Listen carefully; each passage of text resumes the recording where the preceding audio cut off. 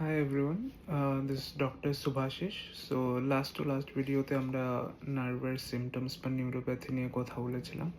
So আজকের ভিডিওতে আমরা ডিসকাস করব যে এই সিমটমসগুলো বা নিউরোপ্যাথির থেকে আমরা কিভাবে রক্ষা করতে পারি বা ট্রিটমেন্ট অপশনস কী কী আছে। সো 50% ডায়াবেটিস পেশেন্টসরা আর সাফারিং ফ্রম নিউরোপ্যাথি।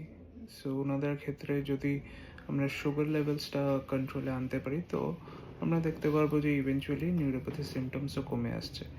নেক্সট হলো গিয়ে যারা রেগুলারলি স্মোকিং করে থাকেন, so it's high time you stop, কারণ smoking will only increase the neuropathy symptoms. তো স্মোকিংটা বন্ধ করে দিলে আপনাদের সিমটমসও কমে আসতে পারবে। আর এরকম কিছু ভিটামিনস আছে যেগুলোর ডেফিসিয়েন্সিতেও নিউরোপ্যাথি বা নার্ভের সিমটমসগুলো বেড়ে যায়, যেমন ম্যাগনেসিয়াম, আপনার alpha lipoic acid, omega 3 fatty acid, vitamin B1, B6, B12 এবং vitamin D.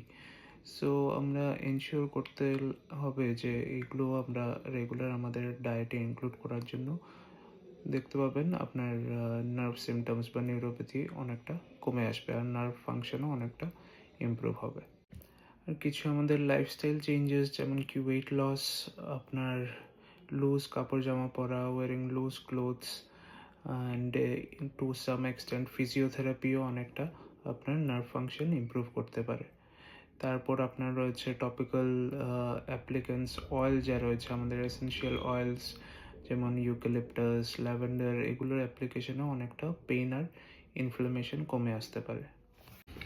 And lastly medical ট্রিটমেন্টে অনেক রকম drugs, tablets, supplements, injections, patches, অনেক কিছু রয়েছে যেগুলো আপনার নিয়ারবাই ফিজিশিয়ান বা family physician will be the best one to guide you. So এগুলো আমাদের ডিফারেন্ট ওয়েজ যেমন করে আমরা নার্ভ সিমটমস বা নার্ভ ফাংশন ইমপ্রুভ করতে পারি।